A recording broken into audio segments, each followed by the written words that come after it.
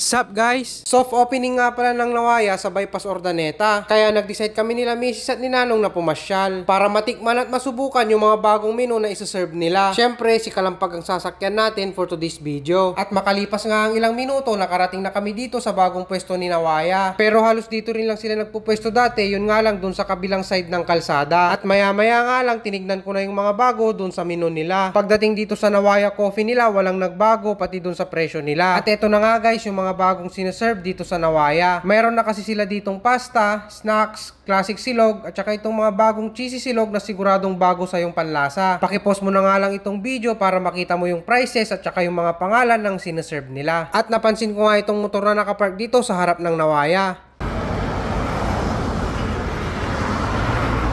Kaya sabi ko dun sa owner ng Nawaya, kabahan na siya.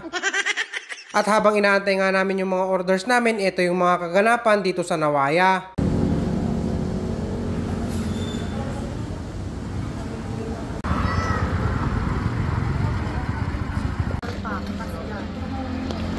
Makalipas nga lang ang ilang minutong pag-aantay, sinerve na rin nila yung mga orders namin. At eto nga pala yung order ko na cheesy pork silog. At kay Nanong naman yung cheesy chick silog. At syempre, eto naman yung kay Mrs. na spaghetti and meatballs. Si Mrs. talaga paborito basta mayroong balls. Charot. Malay mo maging paborito din to ng jowa mo pag natikman niya tong spaghetti with meatballs.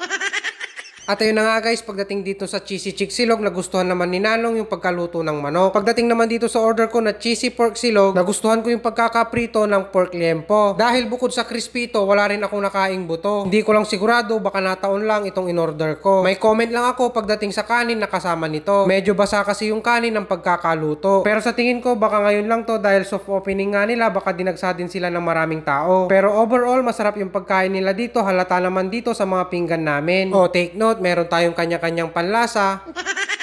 At ayun na nga guys, tignan nyo si Nanong, akala mo siya yung may-ari ng Nawaya.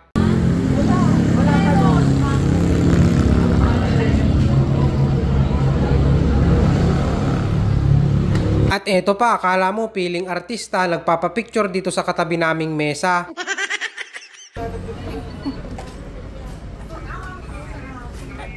At ayun na nga guys, shoutout kila ate at kuya. At kung sakaling mapanood man nila itong video, sana i-comment nila yung picture nila. At matatagpuan nga pala itong bagong pwesto ng Nawaya dito sa TAB Building, Bypass Road, Urdaneta City. I-follow mo na rin itong Facebook page nila para updated ka sa mga posting at mga promos nila. Kaya kung gusto mo na rin masubukan yung mga bagong pagkain na sineserve nila dito sa Nawaya, yayain mo na ang iyong pamilya, barkada o maging si jowa. At sabay-sabay ninyong tikman ang mga bagong pagkain na sineserve nila dito sa Nawaya. O paano guys, hanggang dito na lang muna ulit ang video natin. Sana natakam ko kayo at magkita-kita tayo sa susunod na video. Salamat!